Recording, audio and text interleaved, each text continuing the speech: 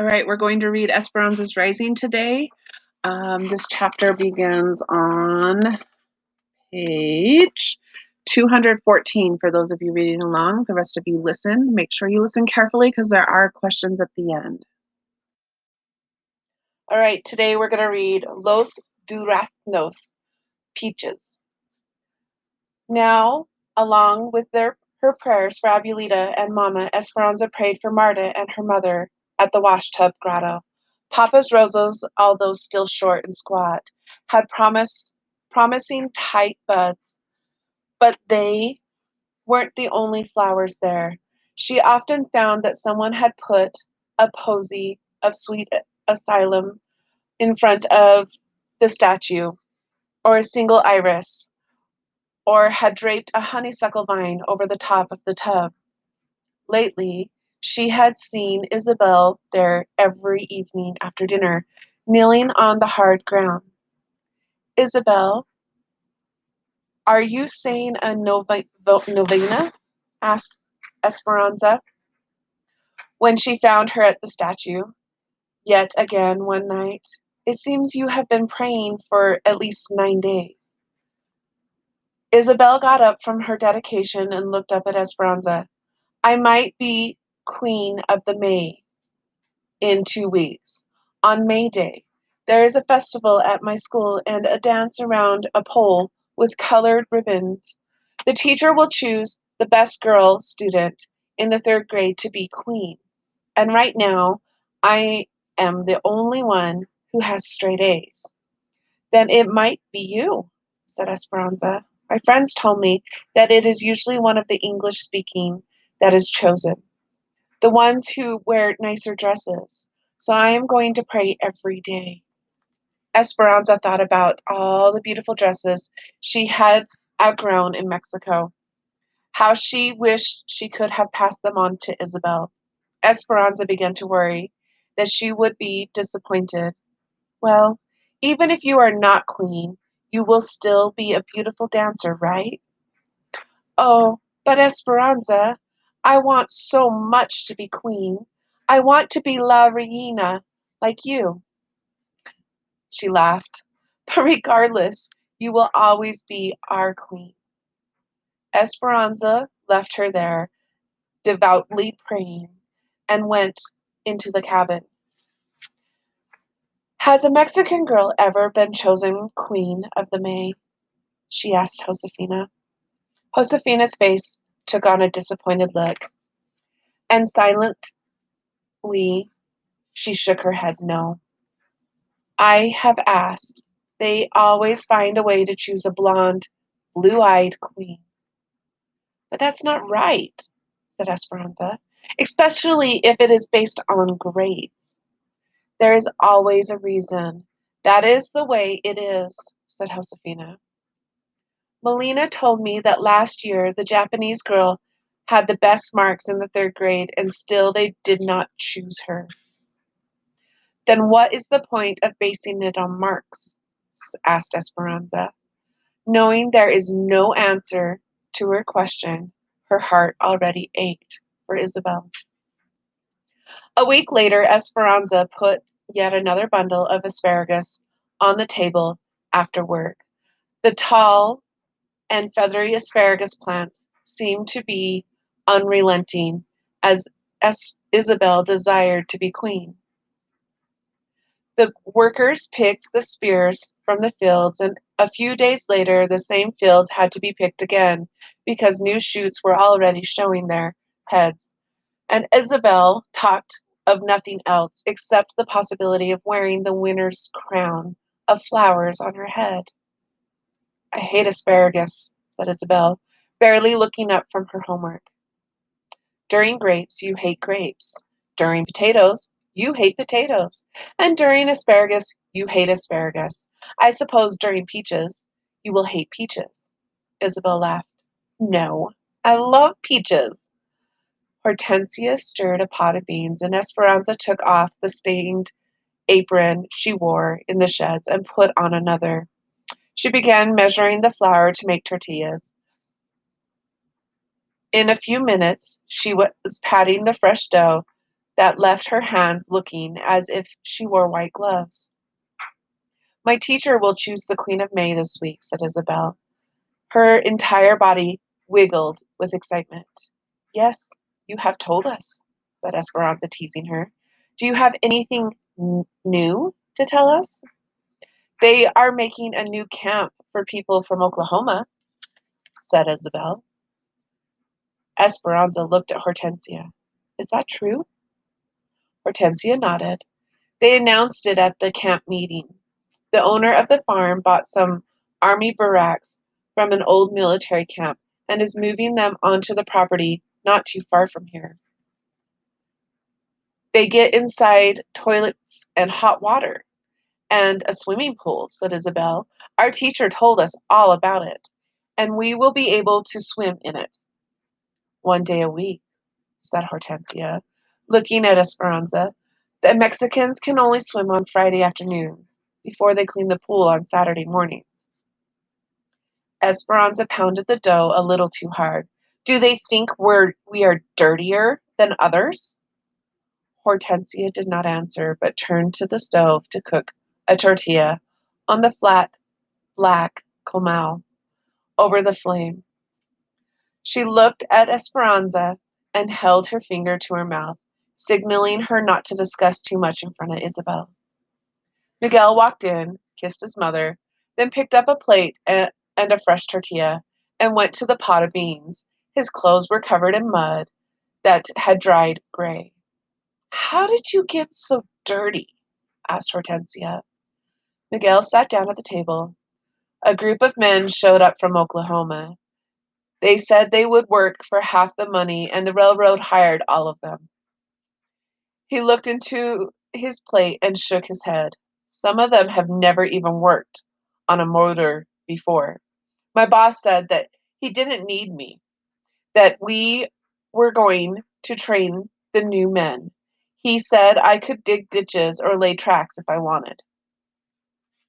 Esperanza stared at him, her floured hands in midair. What did you do? Can you not tell from my clothes? I dug ditches. His voice was sharp, but he continued eating as if nothing were wrong. Miguel, how could you agree to such a thing? Said Esperanza. Miguel raised his voice. What would you have me do instead? I could have walked out, but I would have no pay for today. Those men from Oklahoma have families too. We must all work at something or we will all starve. A temper Esperanza did not recognize raged to the surface. Then, like irrigation pipes in the fields when the water is first turned on, her anger burst forth. Why didn't you tell your boss the others to dig ditches? She looked at the dough she was holding in her hands and threw it at the wall. It stuck for an instant, then slowly slid down the wall, leaving a darkened trail. Isabel's serious eyes darted from Miguel to Esperanza to Hortensia. Are we going to starve? No, they all said at the same time. Esperanza's eyes were on fire. She stamped out of the cabin, slamming the door, and walked past the mulberry and chinaberry trees to the vineyard. She hurried down a row, then cut over to another. Esperanza! She heard Miguel's voice in the distance, but she didn't answer. When she got to the end of one row, she moved up another. Anza! She could hear him running down the rows, catching up with her. She kept her eyes on the tamarisk trees in the far distance and walked faster. Miguel eventually caught her arm and pulled her around. What is the matter with you? Is this the better life that you left Mexico for? Is it? Nothing is right here. Isabel will certainly not be queen, no matter how badly she wants to be, because she is Mexican. You cannot work on engines because you are Mexican.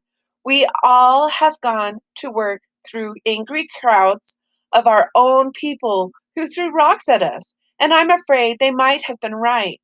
They send people back to Mexico even if they don't belong there, just for speaking up.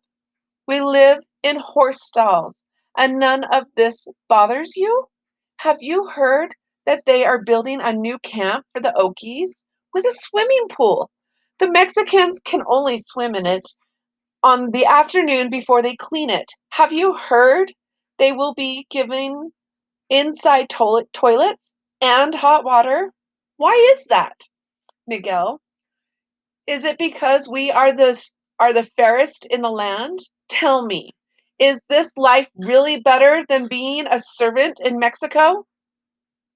Miguel looked out over the grapes, where the sun set low on the horizon, casting long shadows in the vineyard. He turned back to her. In Mexico, I was a second class citizen. I stood on the other side of the river, remember? And I would have stayed that way my entire life. At least here, I have a chance, however small, to become more than I was. You, obviously, can never understand this because you have never lived without hope. She clenched her fist and closed her eyes tight in frustration. Miguel, do you not understand? You are still a second class citizen because you act like one. Letting them take advantage of you like that? Why don't you go to your boss and confront him? Why don't you speak up for yourself and your talents? You are beginning to sound like the strikers, Esperanza, Miguel said coldly. There is more than one way to get what you want in this country. Maybe I must be more determined than others to succeed, but I know that it will happen. The words stopped her as if someone had slapped her in the face. Papa's words. Wait a little while, and the fruit will fall into your hand. But she was tired of waiting. She was tired of Mama being sick, and Abuelita being far away, and Papa being dead. As she thought about Papa, tears sprang from her eyes, and she suddenly felt weary, as if she had been clinging to a rope but didn't have the strength to hold on any longer. She sobbed with her eyes closed and imagined she was falling, with the wind whooshing past her and nothing but darkness below.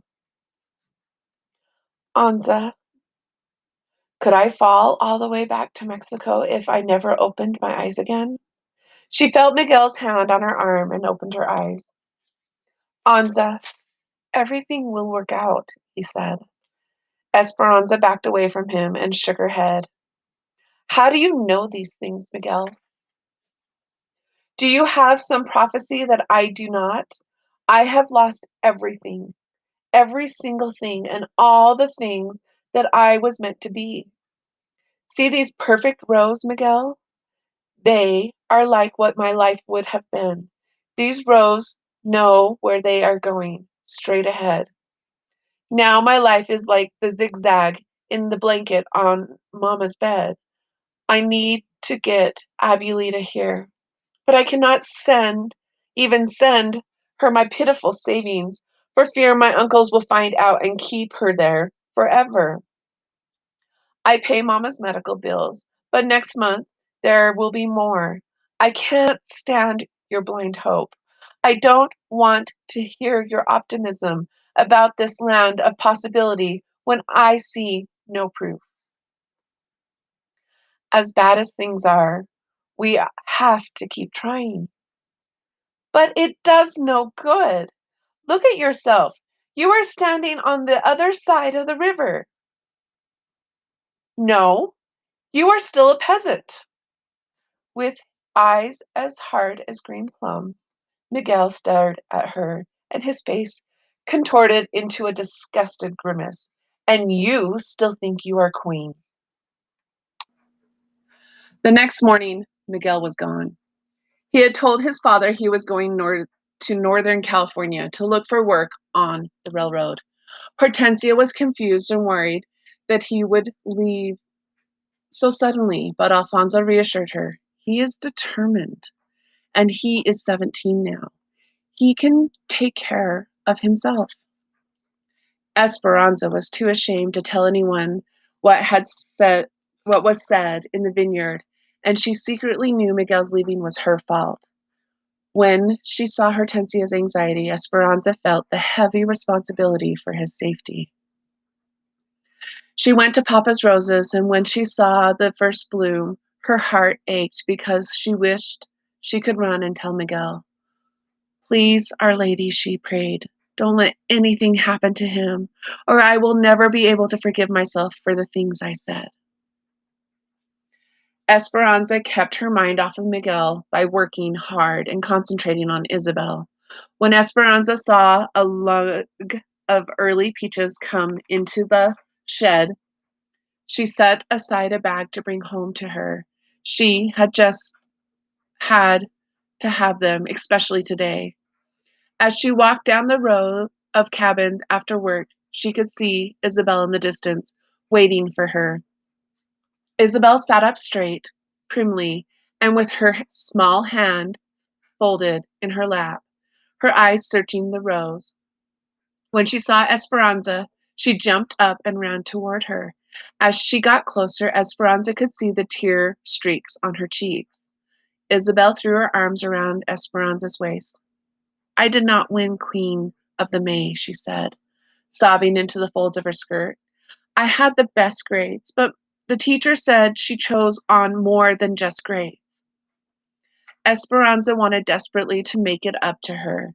She picked up picked her up and held her. I'm sorry, Isabel. I'm so sorry that they did not choose you. She put her down and took her hand, and they walked back to the cabin. Have you told the others? Your mother? No, she sniffed. They are not home yet. I was supposed to go to Irene and Melina's, but I wanted to wait for you. Esperanza took her into the cabin and sat on the bed next to her. Isabel, it does not matter who won. Yes, you would have made a beautiful queen, but that would have lasted for only one day. A day goes by so fast, Isabel, and then it is over. Esperanza bent down, pulled her valise from under her bed, and opened it. The only thing left inside was the porcelain doll. She had shown it to Isabel many times, telling her stories of how Papa had given it to her. Although a little dusty, the doll still looked lovely, its eyes hopeful like Isabel's usually were. I want you to have something that will last more than one day, said Esperanza. She lifted the doll from the valise and handed it to Isabel. To keep as your own. Isabel's eyes widened.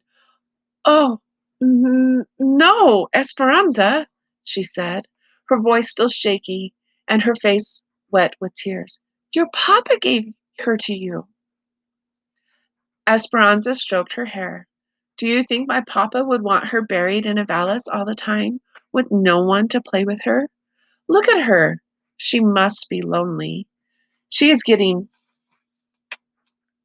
even more dusty. And look at me.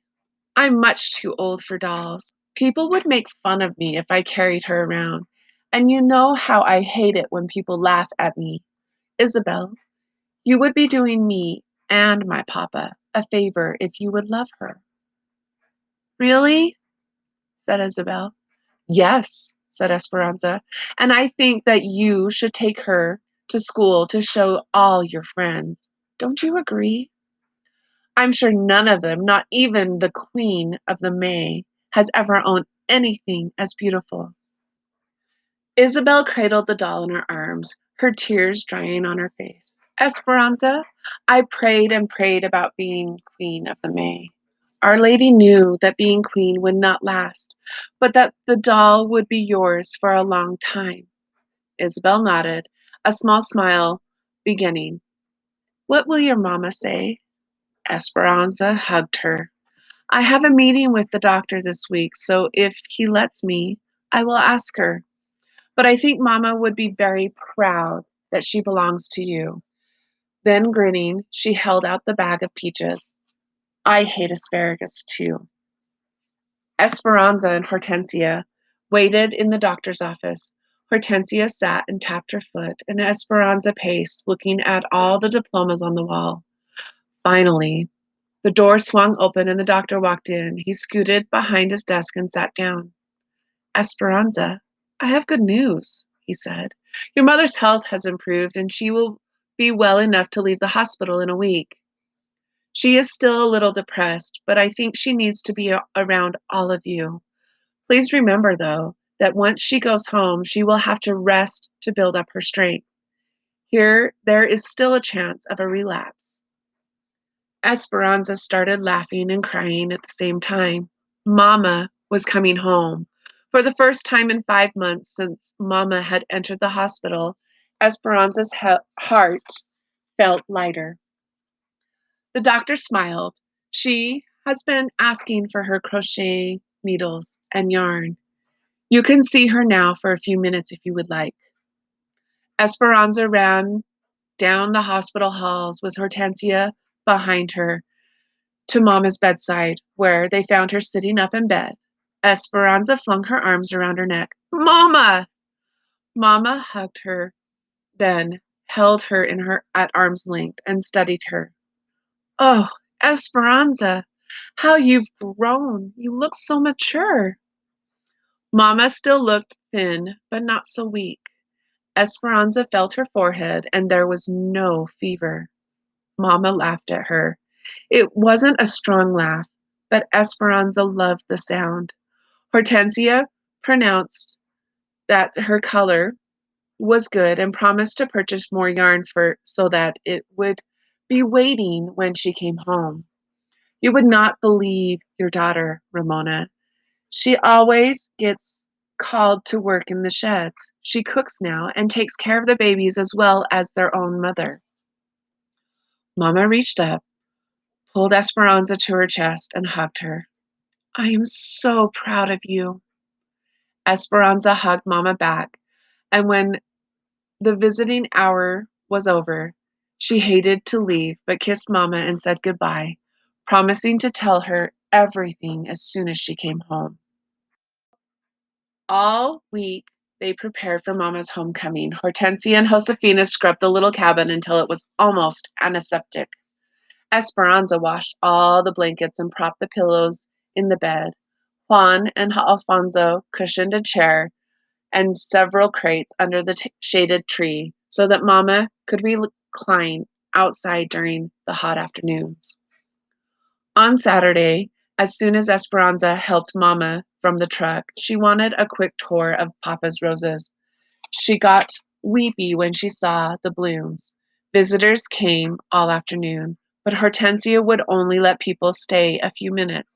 Then she would shoo them away for fear Mama wouldn't get her rest.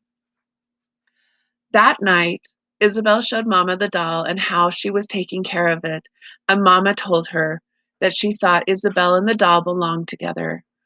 When it was time for bed, Esperanza carefully lay down next to Mama, hoping she wouldn't disturb her, but Mama moved closer and put her arms around Esperanza and held her tightly.